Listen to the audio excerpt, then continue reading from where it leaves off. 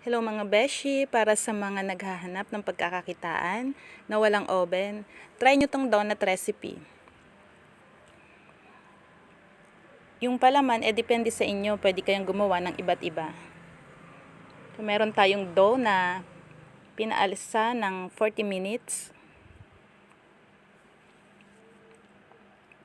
At nagpainit ng mantika na mayroong medium heat. Hindi kailangang sobrang init kasi pag inilagay mo yung donut, posibleng ma-toast agad yung labas pero yung loob niya hilaw pa. Kaya alalay lang ang init.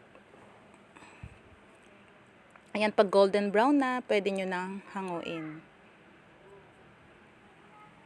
Lalagyan ko siya ng sugar glaze.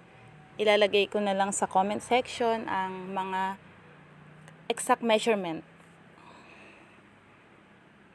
Ibabrush siya baliktaran.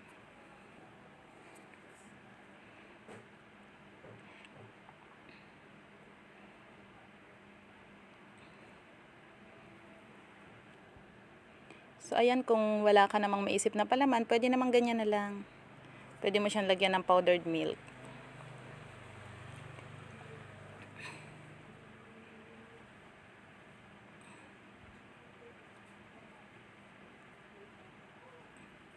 At ang ating strawberry peeling. Ilalagay ko na rin lang sa comment section ang mga ingredients.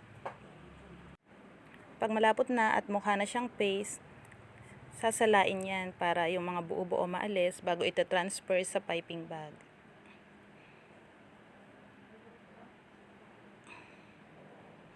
So, ayan, naglagay ako ng powdered milk. Siyempre shake para mabilis.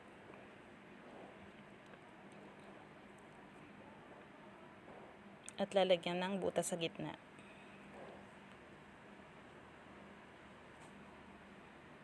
So, ayan. Pwede na.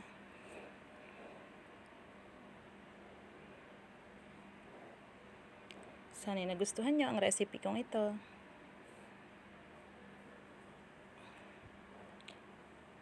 Follow for more recipe na pwede nyong pagkakitaan. Take care. Thank you for watching.